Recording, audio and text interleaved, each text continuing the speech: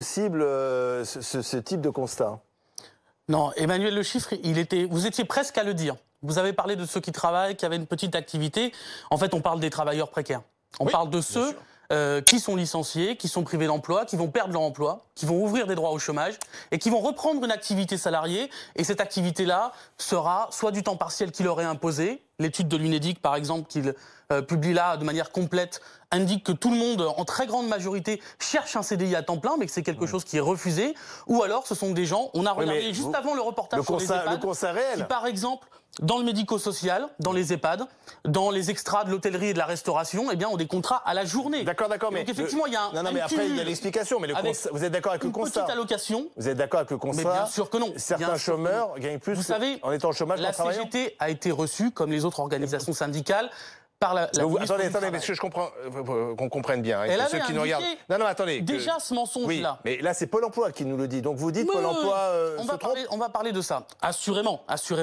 Mais pourquoi? Sur quoi moi, j'ai vu la note de Pôle emploi. Ce refus de. J'ai vu la note de Pôle emploi suite à un constat unanime des organisations syndicales qui était de dire, puisque Muriel Pénicaud avance partout dans la presse que 20% des chômeurs gagnent plus au chômage que leur ancien salaire. Elle avait dit ça fin février, oui. Bien sûr, on l'avait dit, mais c'est totalement faux. C'est ridicule. Pôle emploi c'est les règles qui disent il y a un plafond de 75%, jamais, au grand jamais, on ne peut le dépasser. Ce sont les règles que doit connaître la ministre du Travail. On a dit sortez les chiffres, et vendredi soir, tard dans la soirée, Pôle emploi a édité une petite note de 3 pages que j'ai consultée, pour lesquelles il n'y a pas de données précises, ni sur les allocataires, ni sur le montant des salaires, qui s'intitule effectivement une note à la demande du ministère du Travail, mais c'est complètement fou. Pour vous, c'est bidon. Mais évidemment.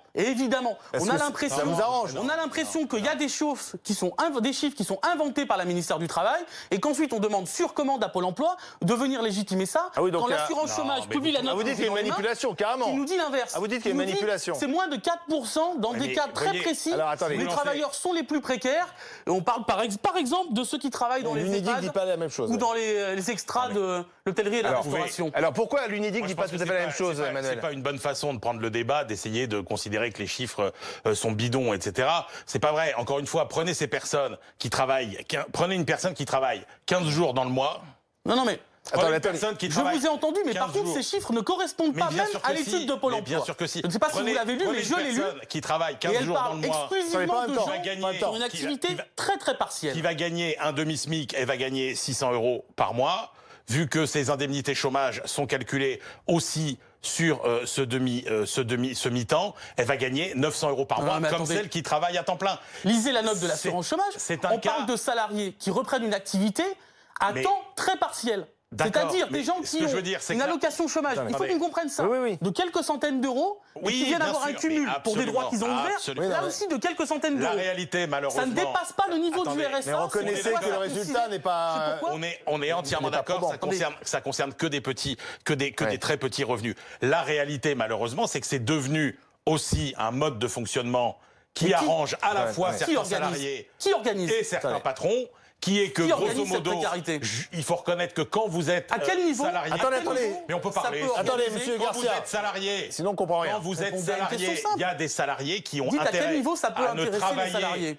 Et ben par exemple, quand vous avez des gens à vous occuper, parce que ce sont vos vieux parents, parce que ce sont comme vos les enfants, salariés de l'EHPAD ça vous arrange de travailler à mi-temps avec l'équivalent des 3/4 d'un temps plein. Pourquoi on abuse autant des CDD à court terme? C'est en partie à cause de cette indemnisation du chômage. Une chose, c'est de garantir un droit au travail, parce que l'étude de l'UNEDIC, qui est sérieuse, nous montre par exemple que parce qu'elle vous arrange. La très grande majorité... Non, l'UNEDIC, je vous assure qu'il ne nous arrange pas tout le temps. Les deux sont mais là, ils garantissent que tout le monde sait, c'est-à-dire que les gens cherchent majoritairement un CDI à temps plein. Les gens ne cherchent pas des contrats d'un jour à répétition.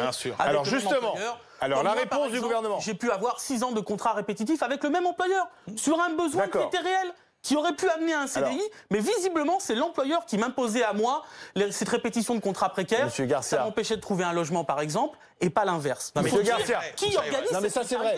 Monsieur Garcia, simplement, la piste du gouvernement pour mettre fin à ce système qui pose problème, puisque ça crée la polémique, c'est que on verse les indemnités au rythme d'acquisition des droits. Ça c'est possible, ça? La personne qui a cumulé 6 mois de travail sur 12 mois pourrait voir le versement de ces 6 mois d'indemnisation étalé sur une période plus longue, avec donc un revenu mensuel plus faible, et ça permettrait aussi peut-être de faire des économies. Ça serait un bon système? Les règles ont été complexifiées à l'assurance chômage, notamment notamment depuis les droits rechargeables. Beaucoup de chômeurs vous diront que ça les a bloqués dans une indemnisation qui est plus faible que ce à quoi ils auraient droit aujourd'hui par rapport à leur dernière activité. Par contre, sur ce point-là, il y a une chose qui est assez simple. Hein. C'est un jour travaillé, un jour indemnisé, et dans un maximum de 2 ans. Voilà. Ça veut dire que pour ceux qui ont un complément, pas ceux dont parle le ministère. Hein. Ceux dont parle le ministère, ce sont des gens qui travaillent quelques jours par mois, voire par an. Mais pour ceux qui ont un complément, ça veut dire que si vous avez un complément, il ne va pas au-dessus de votre ancien salaire. Et en plus, ça veut dire que vous consommez vos droits plus vite que si vous étiez complètement au chômage. Et c'est vos droits, hein, parce qu'on a l'impression que c'est de l'argent que je vous vole dans votre poche. Mais c'est pas de l'argent de votre poche, c'est pas même ceux de l'État, si on peut penser les choses en termes de citoyens. C'est l'argent des travailleurs qui ont cotisé, voilà. Donc ils le volent à personne. Merci. Par contre, ils subissent cette précarité-là. Merci à tous les deux, 18h29.